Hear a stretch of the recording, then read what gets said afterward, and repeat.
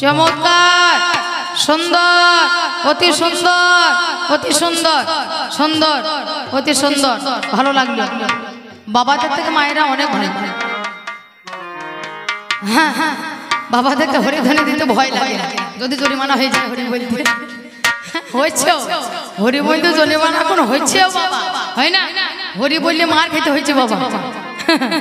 তাহলে সুন্দর, অতি সুন্দর মধুময় আসর, সুন্দর মধুময় বাসর, সুন্দর আমার মায়েদের ব্যবহার, সুন্দর আমার বাবাদের কারবার, সুন্দর কমিটি গণের ব্যবহার, সুন্দর অতি সুন্দর গ্রামবাসী গণের ব্যবহার, তার থেকে সুন্দর মাইকের ব্যবহার, তার থেকে সুন্দর মাইক ম্যান দাদার ব্যবহার। ভালো, কোনটা কি লাগবে না লাগবে সব জেনে নিচ্ছে। তার থেকে অধিক সুন্দর আমার বিপক্ষ পাল্লাদারে উক্তিগত যুক্তি তর্ক বাগ বিতণ্ডা যুদ্ধ, মারামারি কাটাকাটি লাঠালাঠি এবং ফাটাফাটি অন্ধকার দরবার পড়ে গেল যা ব্যবহার। এর মতো রাবণ রাজা কি বলবো, আর একটা মেডেল দেওয়া দরকার। কথাই বলে ওরে আমার তুমি, তোমার জন্য 3.5 দিন ভাত খাইনি আমি। সেই কথার কথা আপনাদের আয়োজিত, আপনাদের মনে মতো, আপনাদের পছন্দ মতো আমাদের দুজন অভিনীত বিষয় বা লড়াই, একদিকে রাম একদিকে রাবণ। আমার পাল্লাদারকে দিয়েছে রাবণের ভূমিকায়, এই অধম সঞ্চিতাকে দিয়েছে রামের ভূমিকায়। আমি রামের ভূমিকায় সাহায্য করে প্রথম পাল্লা প্রথম আসরে দাঁড়িয়ে আমি আমার বন্দনা গীতিকে ইতি রেখে আমি একটা নির্দিষ্ট জায়গায় দেখা সাক্ষাৎ ঘটিয়ে আপনাদের এই পালা পর্যায় মস্তকে ধারণ করে একটা দেখা সাক্ষাৎ ঘটিয়ে আমি তার চলাবলার পথকে প্রশস্ত করে দেওয়ার জন্য আমি ছোট্ট ছোট্ট করে মাত্র গুটি কয়েক দাবি বা জিজ্ঞাসা রাখছি। মাগো, আমি এমন কোন দাবি বা জিজ্ঞাসা বা ভার তার মাথার উপর চাপিয়ে দিয়ে যাই না যাতে তার বহন করতে ব্যথা হয় বা কষ্ট হয়। বলে গেলাম তোমার এই রাজ দরবারে যখন আমি প্রবেশ করলাম, প্রবেশ করার সঙ্গে সঙ্গে সুমেরু পর্বতে পা দেওয়ার সঙ্গে সঙ্গেই দেখতে পেলাম একটা সদ্যজাত শিশু, সে কেঁদে উঠল। আমি তদন্ত করে জানতে পারলাম সেই শিশুটা আর কেহ নয়, সেই শিশুটা হচ্ছে তোমারই সন্তান। তুমি বাবা হয়ে সেই সন্তানটাকে নিজে হাতে মেরে তাকে পাহাড়ের তলদেশে পুঁতে রেখেছো। পরশমণি পরশ পেয়ে যেমন লোহা সোনা হয়ে যায়, ভগবানের রামচন্দ্রে পরশ পেয়ে যেমন পাষাণ মানবী হয়ে যায়, কাষ্ঠতরী সোনা হয়ে যায়, সেই ভগবানের রামচন্দ্রের পাদস্পর্শ পেয়ে সেই মরা ছেলে কেঁদে উঠেছিল, প্রাণে বেঁচে ছিল। তাহলে তুমি বাবা হয়ে সেই ছেলেকে মেরে রাখলে কেন? কেন তুমি পুঁতে রেখেছিলে? বলে সেই ছেলেটা জন্ম হবার পরে সেই ছেলেটা মুখে রাম রাম রাম বলে রেখেছিল। জন্ম হয়ে সঙ্গে সঙ্গে ছেলে কথা কইতে পারে না, পারে? ছেলের মুখে বলি বলতে কতদিন সময় লাগে মা? 1 বছর টাইম লাগে, 1.5 বছর টাইম লাগে, 2 বছর হয় তারপর মোটামুটি কথা কয়। হ্যাঁ, একটা সদ্যজাত সন্তান, সে নাকি রাম নাম বলেছিল, আর সেই কারণে তুমি তাকে কুটি কুটি করে কেটে বাবা হয়ে পাহাড়ের তলদেশে রেখে দিয়েছিল।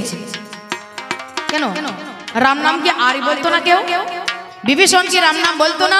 যার জন্য তাকে তুমি কত অপমানিত করনি করেছিল, কিন্তু তাকে হত্যা করতে পারোনি বা হত্যা করোনি। তার ছেলে তরুণী সেন, সে কি রাম নাম বলতো না? তার স্ত্রী ওই বিভীষণের স্ত্রী শর্মা, সে কি রাম নাম বলতো না? অনেকেই রাম নাম বলতো,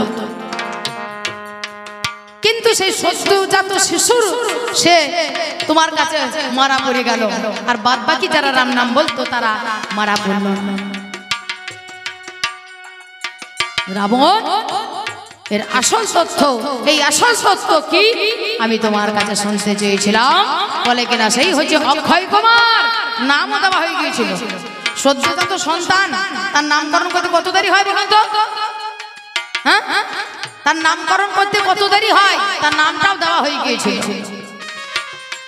এই তো হলো ব্যাপার। মহামান্য জন আদালত সে যা বলেছে বলেছে, পাগলের মতো বলে গেছে।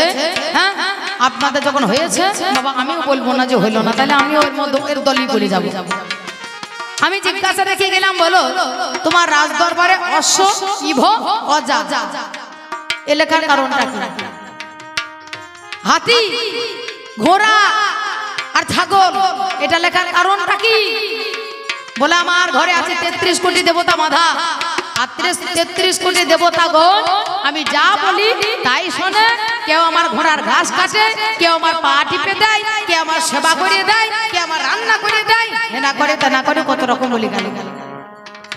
আর এই যে ঘোড়া, এ আর কেহ নয়, এই হচ্ছে পবন দেবতার বাহন। এই যে হাতি, এ আর কেহ নয়, এ হচ্ছে ইন্দ্রের বাহন। আর এই যে অজা, এ আর কেহ নয়, এ হচ্ছে ব্রহ্মার বাহন। এগুলো এদের বাহন বলে আমি ওই উপরে রেখে দিয়েছে। আরে বাবা 33 কোটি দেবতার ওই 33 কোটি বাহন আছে। হ্যাঁ 33 কোটি দেবতা 33 কোটি বাহন আছে। তাহলে এদের বাহনগুলো রাখলে না কেন? কি বাবা তাই তো 33 কোটি দেবতা আছে, 33 কোটি দেবতা তোমার ঘরে কাজ করে, আর এদের বাহনগুলাকে তুমি মাথায় করে রেখে দিয়েছো, আর এদের মুনিমগুলাকে তুমি চাকরের মতো খাটাচ্ছো। এই ব্যাপারটা কি? এই কথাটা মানেটা কি? হ্যাঁ কথা বলছো একটু মেপে বলো, একটু হিসাব করে বলো। আপনাদের দরবারে দাঁড়িয়ে আসল মাঝখানে দাঁড়িয়ে তাজ্য মাজা তাজ্য বানিয়ে সবারই চোখে সর্ষে ফুল দিকে আজকে ছেলেরা হাতে মোয়া দেওয়া করে ভুলিয়ে দিয়ে চলে গেল। ছেলের হাতে নাড়ু দিলে ছেলে বলে, কিন্তু ছেলের বাবা বলে না, মা বলে। ছেলে যখন কাঁদবে ছেলের হাতে নাড়ু ধরিয়ে দেবে না একটা লুলু কাঠি ধরিয়ে দেবে, ছেলে চুপচুপ করে চুষবে, মনে মনে চিন্তা করবে মায়ের দুধ খাচ্ছে। একদিকে ছেলের কাজ হবে আর একদিকে ছেলে মায়ের কাজ হবে। তাই বলে ছেলে ভুলবে কিন্তু ছেলের বাবা বলে মা। ঠিক ঠিক ভাই ছেলের পাল্লায় পড়ো নাই, তুমি ছেলের বাবার পাল্লায় পড়েছো। আসর মাঝখানে দাঁড়িয়ে এসে বেবে বেবে বেবে বেবে বেবে বেবে করে দিয়ে চলে গেল। আসল কথা তাই যে নাই রে ভোলাতে চায় পাচনে। আর আর কি আসর জমবে তোমার এই ভাঙা মাজার নাচনে। এ বেয়া বেয়া করছে কেন জানেন? একজনা জানে মার্ডার কেসে আসামি, তার 3টে মার্ডার করেছে। এইবার কিন্তু চিন্তা করছে কি হবে কি হবে, কেসে ডেট পড়ে গিয়েছে। এবার ভদ্রলোক একটা উকিল ধরেছে, সেই উকিলের কাছে গিয়ে বলছে উকিল মশাই আমাকে যেমন করে হোক তোমাকে রক্ষা করতেই হবে। হ্যাঁ রক্ষা করতেই হবে, তাহলে আমাকে কি দিবি? আপনাকে 5 লাখ টাকা দেবো, 5 লাখ টাকা দেবো, আমাকে এই সাজার হাত থেকে রেহাই দিতে হবে। তাহলে সত্যিকারে যখন 3টে মার্ডার করেছে, হ্যাঁ তাহলে তাকে যদি নির্দোষ প্রমাণ করতে হয় তাহলে উকিলকে কত খাটা খাটতে হবে বুঝতে পারছেন? হ্যাঁ কত খাটা কাটতে হবে। তা এবার বলছে শোন, কাঠগড়ায় যখন দাঁড়াবি বিপক্ষ পাল্লাদার উকিল আমার যখন থাকবে, সেই উকিল যা জেরা করবে তুই একটা উত্তর দিবি না। তোর নাম কি? শুধু একটাই কথা বলবি, শুধু বলবি বে। বাবা বাবা। তোমার বাবার নাম কি? বে। তোমার বাড়ি কোথায়? বে। যা বলবে সব বে ছাড়া ভালো কিছু প্রকাশ করবে। বেশ তাই হবে। কেসে ডেট পড়ে গিয়েছে, ভদ্রলোক চলে গিয়েছে, কাঠগড়ায় দাঁড় করে দিয়েছে। এইবার জাজ এসে হাজির হয়েছে। অর্ডার অর্ডার অর্ডার, এবার জেরা করা হোক। এবার বিপক্ষ উকিল কিন্তু একে জেরা করছে আসামিকে। এই তোর নাম কি? বে। এই তোর নাম শ্যামল নয়? বে। তোর বাড়ি কোথায়? সত্যি করে বল। বে। যা বলছে তাই বলছে বে। এই 3 জনকে খুনের পেছনে তুই ছিলি না? বে। সব বে বে বে করছে, বে বে করে সময় নষ্ট করছে। জজ সাহেব যায় এই বে বে করছে, একটা পাগলকে ধরে এনেছে, এই পাগল কোনোদিন খুন করতে পারে? ছেড়ে দাও ওকে। মাল ছাড়া পড়ে গেল, ছাড়া পড়ে গেল। হ্যাঁ ছাড়া পড়ে গেল। এইবার 2 দিন পরে উকিল মশাই গিয়েছে ভদ্রলোকে দাঁড়িয়ে গিয়ে বলছে তোকে বাঁচিয়ে দিলাম। হ্যাঁ জীবন যেমন জেল থেকে, সারা জীবনের জেল থেকে তোকে আমি বাঁচিয়ে দিয়েছি, এবার আমাকে দে দে 5 লাখ টাকা। তখন বলছে বে বাবা। এই 5 লাখ টাকার সঙ্গে কথা হয় না। তখনও পর্যন্ত বাবা ব্যা ব্যা ব্যা ব্যা করে চালাইছে। রে আমার পাল্লাদার আপনাদের কাছে এসে ব্যা ব্যা ব্যা ব্যা ব্যা ব্যা ব্যা ব্যা করে চলে গেল। আরে সবার কাছে ব্যা ব্যা করতে পারে, কিন্তু উকিলের কাছে ব্যা ব্যা করা ঠেলা আছে। প্রমাণ স্বরূপ নিয়ে যাবে, পর করে তোমায় জেলে ভরে, তখন বুঝতে পারবে যে মাল কাকে বলা হয়। সবারই কাছে চালাকি করা যায়, উকিলের কাছে চালাকি করতে নাই। তাহলে তুমি সেই রাম স্বরূপ উকিলের পাল্লায় পড়ে গেছো। যতই ব্যা ব্যা ব্যা ব্যা করো আজকে তোমার ছাড়ার কথা নাই। মহামান্য জনাদালত আমি বলে গেলাম, বলো তোমার এই রাজ দরবারে কোনো পুরুষ দাঁড়িয়ে না থেকে কেন নারী দাঁড়িয়ে আছে তোমার দরজায়। প্রত্যেকটা দেখবেন পাহারা দিচ্ছে, দেখবেন বেটা ছেলে পাহারা দেয় না মা? হ্যাঁ, সব জায়গায় যত যত দ্বার আছে সমস্ত দ্বারে দাঁড়ি হয়ে থাকে পুরুষে। কোন জায়গায় দেখেছেন মেয়ে ছেলে দ্বারে দাঁড়ি হয়ে আছে? হ্যাঁ, আর যদিও থাকে কিন্তু তোমার দ্বারে থাকছে কেন নারী দাঁড়িয়ে? বাবা বাবা কেন তোমার এই দরজায় নারী কেন দাঁড়িয়ে রয়েছে? কি বলে গেল মহাকালী নাকি? মহাকালী দ্বারে দাঁড়িয়ে আছে, একটা দ্বারে আর একটা দ্বারে আছে ভদ্রাকালী। ভদ্রাকালীটা কে? তোমার শান আছে যে ভদ্রাকালীটা কাকে বলা হয়? ভদ্রাকালীকে যখন রাবণকে বধ করার পরে রাম লক্ষ্মণ হনুমান জাম্ববান সীতাকে উদ্ধার করে নিয়ে চলে যাচ্ছে, এহেন সময়ে রাহু লঙ্কা থেকে এসে হাজির হয়েছে সদস্কন্দ রাবণ। এসে বলছে নাও আমার সঙ্গে যুদ্ধ করো। রাম লক্ষ্মণ ভয়ে ভীত হয়ে গেল। সেই দিন সীতা অসীতা রূপ ধারণ করে, সেদিন কালী রূপ ধারণ করে, সেই কালীটা হয়েছিল ভদ্রাকালী রূপ। আর এই রাজ্যের মানে ভদ্রাকালী তুমি পেলে কোথায়?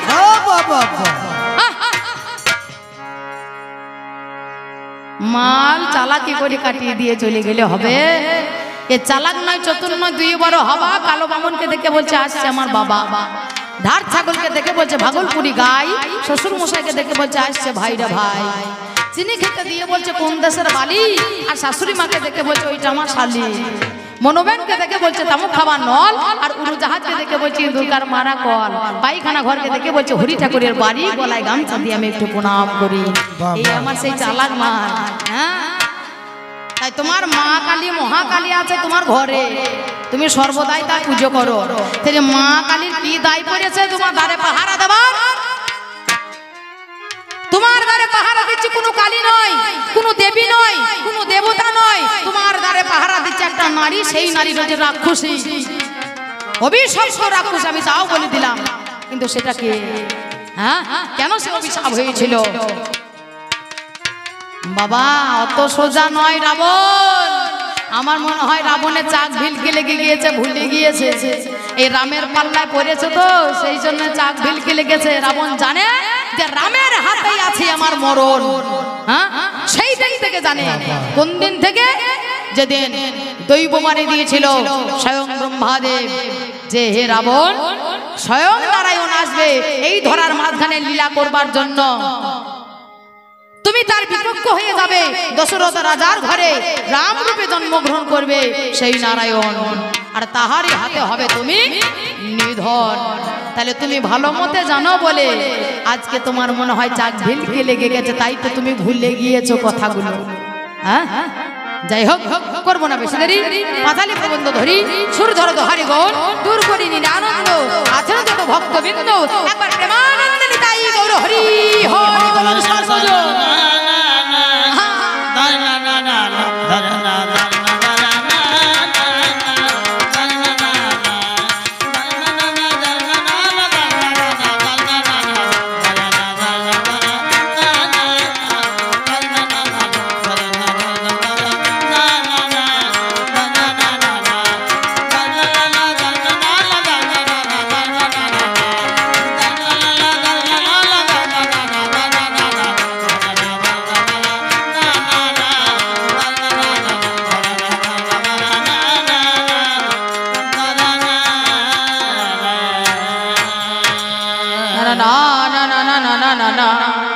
na na na na na na na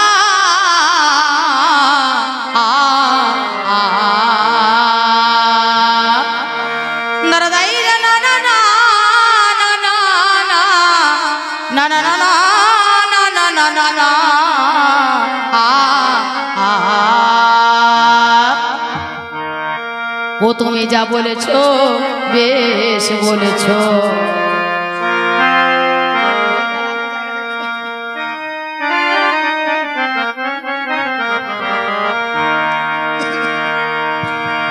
এইদিকে যাবো তাই এইদিকে মায়েরা তো দেখতে পাবে না, ঢাকা পড়ে যাবে। না না না না না না না না না না না না রাবণ, আমি বলবো না যে হলো না, হয়েছে, ভালোই হয়েছে, তবে আর একটু হলে ভালো হতো। না না না না না ও তুমি যা বলেছো বেশ বলেছো। তোমার ভাব গেল জানা।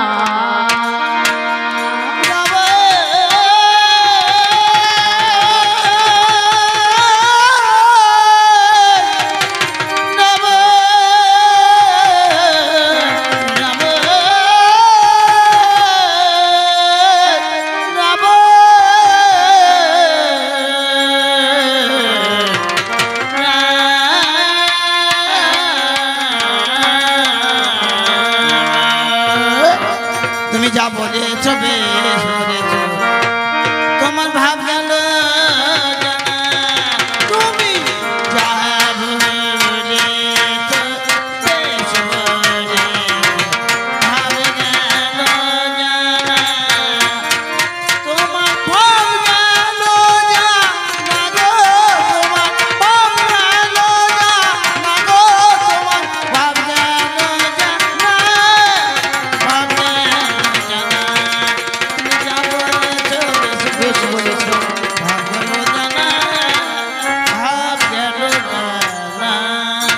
যাও বলেছো, বেশ বলেছো, তোমার ভাবই গেল জানা। হে রাবণ, বলো তো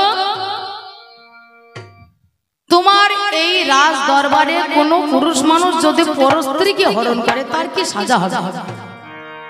বাবা এত হাবি যাবি 12-17 এত কথা বলবো তোমার কি দরকার আছে? হ্যাঁ, আমি বলি কি যে একবারের জন্য হ্যাঁ যে হ্যাঁ হে রাবণ, আমার সীতা হারিয়ে গেছে, এই রাজ দরবারে এসেছে, বলো তুমি কি সাজা দেবে?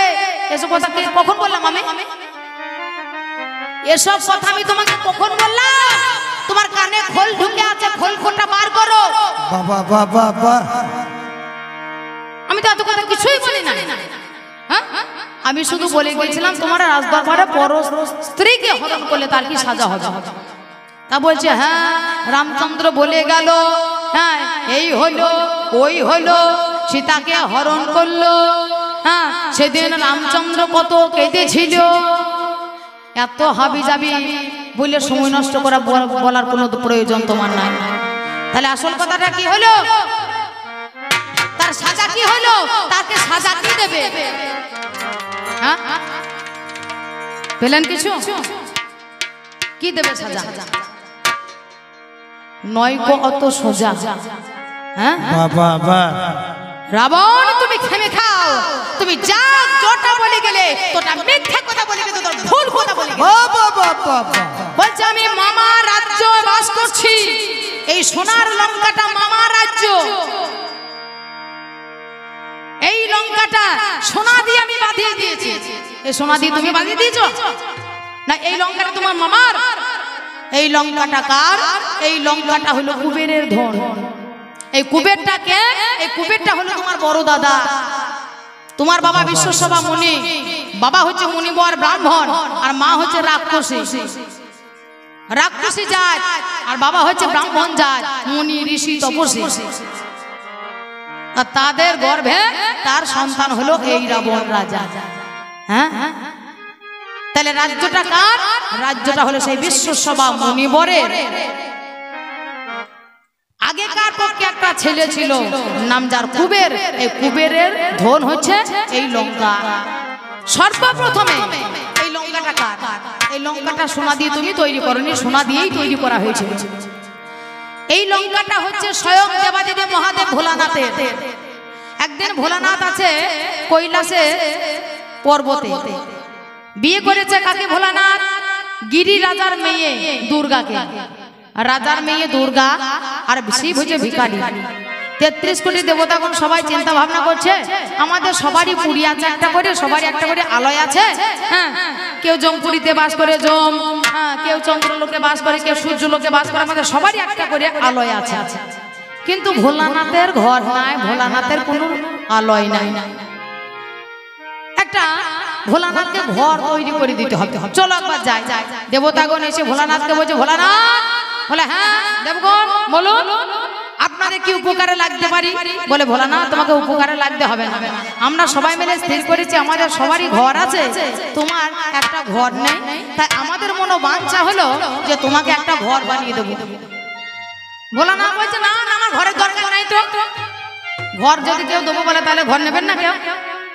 ঘর নেবার জন্য বাবা কতবার দরখাস্ত হয়েছে, কতবার মেম্বার প্রধানের কাছে যাচ্ছে, আমরা ঘর কেন পেলাম না এখনো পর্যন্ত। হ্যাঁ, এই ঘরের জন্য বাবা কত ধানাই ফানাই করে বেড়ায়, কত ঝগড়াঝাটি হয়। আর ভোলানাথকে স্বয়ং দেবগণ এসে বলছে ঘর নাও, ভোলানাথ বলছে না আমার ঘরে দরকার নাই, আমি যেমন আছে তেমনি থাকবো। পার্বতী তখন বলছে তুমি ভিখারি মানুষ, তুমি যেমন আছে তেমনি থাকো, তোমার একটু খেয়াল করা দরকার আছে, আমি রাজার মেয়ে, তোমার মতো ভিখারিকে বিয়ে করে ওই এই জায়গাতে বাস করছি, তুমি এই জায়গায় পড়ে থাকো, দেবদাপন ঘর করে দেখ, আমি সেইখানে গিয়ে আমি থাকবো, তোমার সঙ্গে থাকবো। রাগ করে বললো, এ মনে মনে চিন্তা করছে হ্যাঁ যদি দুর্গা পালিয়ে যায় তাহলে আমার কি হবে উপায়। বেশ ঠিক আছে, তোমরা আমাদের জন্য ঘর বানাও। বলে বেশ। বিশ্বকর্মাকে স্মরণ করলো, হে বিশ্বকর্মা ওই সমুদ্রে পুলিনে সোনা দিয়ে একটা পুরী নির্মাণ করো। বিশ্বকর্মা গিয়ে সোনা দিয়ে ওই লঙ্কাপুরী নির্মাণ করলো। হ্যাঁ, ওই লঙ্কাপুরীটা সোনা দিয়েই করা। যখন ঘর তৈরি করে আমাদের হিন্দু শাস্ত্র মতে ঘর তৈরি করার পরে সঙ্গে সঙ্গে গিয়ে আমরা ঘরে বস করি বাবা, তার জন্য পুজো দিতে হয়, প্রতিষ্ঠা করতে হয়, দুটো হরিনাম করাইতে হয়, দুটো একটু মানুষকে খাওয়াইতে হয়, বালক ভোজন করাইতে হয়, একটু সেবা দিতে হয়, তারপরে প্রতিষ্ঠা হয়, তারপরে ঘরে প্রবেশ করতে হয় আমাদের হিন্দু শাস্ত্র মতো অনুযায়ী। তখন ভোলানাথ বললো তাহলে আমাদের ঘরে তাকে প্রতিষ্ঠিত করতে হবে, পুজো দেবে কে? হ্যাঁ, তা বলছে একটা যজ্ঞ করতে হবে। ব্রহ্মা এসে বললো একটা যজ্ঞ করো। যজ্ঞটা করবে কে? ওই বিশ্বসভা মুনিকে স্মরণ করো। বিশ্বসভা মুনিকে আনয়ন করা হলো। বিশ্বসভা মুনি দেখে অবাক হয়ে গেল, আহা কত সুন্দর লঙ্কাপুরী, বাহ খুব সুন্দর, খুব একটা লোক জন্ম। মুনি যজ্ঞ করলো, পূজা দিল, এই পুরীটাকে নির্মাণ করা হয়ে গেছে, পূজা দেওয়া হয়ে গেছে, এইবার কিন্তু প্রতিষ্ঠিত হয়ে গেল। এইবার যজ্ঞ করার পরে ভোলানাথ এবং পার্বতী বলছে মুনিবর আপনি এত সুন্দর যজ্ঞ করে আমাদের ঘরটাকে পুরীটাকে পুণ্যভূমি করে তুললেন, তাহলে আপনি কি বর চান বলুন, আপনি কি বর চান? বিশ্বসভা মুনি তখন বললো বর যদি আমাকে দিতে হয় তাহলে সোনার লঙ্কাটাকে আমাকে দিতে হবে, এইটাই হবে আমার বর। বলে তথাস্তু, তাই হবে, তাই হোক। তাহলে যার জন্য ঘর তৈরি করা তার তো আর হইল না বাবা, সে মুনিবরেরই হয়ে গেল। যা ছিল ভোলানাথ পার্বতী তাই হয়ে গেল। হরিবল হরিবল। বলে তথাস্তু, তাই হলো। এই সোনার লঙ্কাপুরী তোমাকে দেওয়া হলো, সেই সোনার লঙ্কাপুরী কার? বিশ্বসভা মুনিবরের হয়ে গেল, তার লেখা হয়ে গেল। এবার বিশ্বসভা মুনি এবার চিন্তা করলো যে আমি এত সুন্দর সোনার লঙ্কাপুরী নিয়ে আমি করবো কি? আমি তো লোভে পড়ে চেয়ে বসলাম বর হিসাবে, ভোলানাথ সেই বর আমাকে দিয়ে দিল, আমি এই সোনার লঙ্কা নিয়ে আমি কি করবো? তখন পুনরায় তিনি তুলে দিল কার হাতে? কুবেরের হাতে।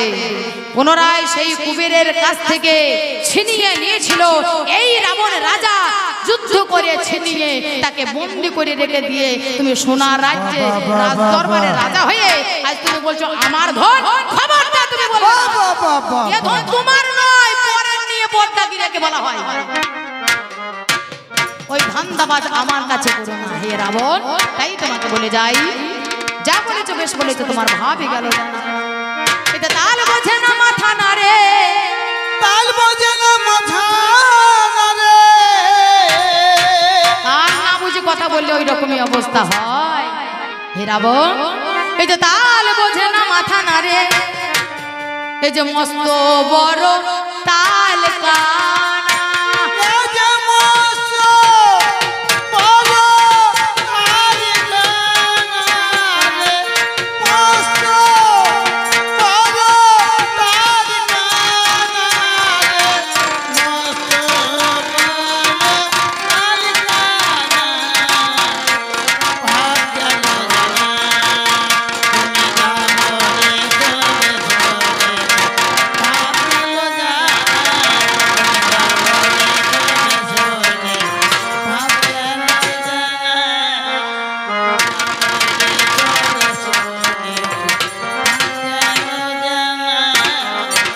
ভাব দেখুন, ভাব দেখুন, গান পরে শুনবেন।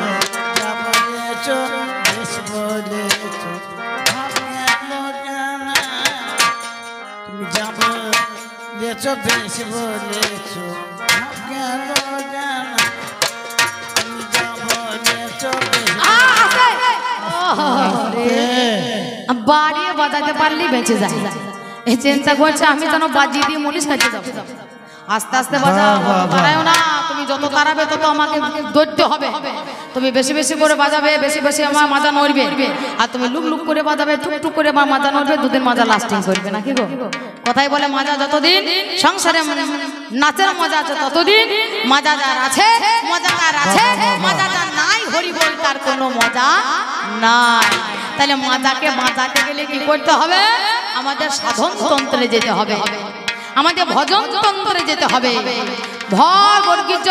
ভজন ভকারে ভক্তি ভরে বর্গীজয় জননেন্দ্রিয় দন্তনয়ে নিত্য ভক্তি ভরে জননেন্দ্রিয় স্থানে নিত্য করে যদি উত্তীর্ণ লাভ করতে পারে, ইহার নাম হলো ভজন। অর্থাৎ একটা উৎকৃষ্ট জিনিসকে সম্মুখে রেখেও চিত্ত বিকার রোধের নাম হলো ভজন। একটা ভালো জিনিস, একটা লোভনীয় জিনিস, সেই লোভনীয় জিনিসকে সামনে রেখে আমাদের চিত্তের যেন কোনো বিকার না হয়, তবে হবে ভজন। আর তা যদি না হয় তবে হবে ভোজন, ভজনের পরিবর্তে। হ্যাঁ, তাহলে সেই সাধন, সেই ভজন, সেই তন্ত্র মন্ত্র দীক্ষা আমাদের ইহ জগতের মাঝখানে অনেকেই মানুষকে বাঁচানোর জন্য মানুষ বসে আছে। আমার সামনে একজন বসে আছে বাবা অসীম চট্টরাজ, আমার এই কাকা বাবু। তার কাছে আমার অনেক অনেক অনেক জিনিস পাওয়া, অনেক জিনিস তার কাছে আমি পেয়েছি। আপনাদের কাছে নিবেদন, ওই জামনার অসীম চট্টরাজ কাকা বাবুর কাছে অবশ্যই যদি আপনারা যোগাযোগ করেন তাহলে তিনি পারেন সেই মরা বাঁচার হাত থেকে, মরণের হাত থেকে বাঁচাতে। বিন্দু পাতনং মরণ বিন্দু ধারণ জীবন, বিন্দু ধরে রাখার নাম হচ্ছে জীবন, পতন হয়ে যাবার নাম হচ্ছে মরণ।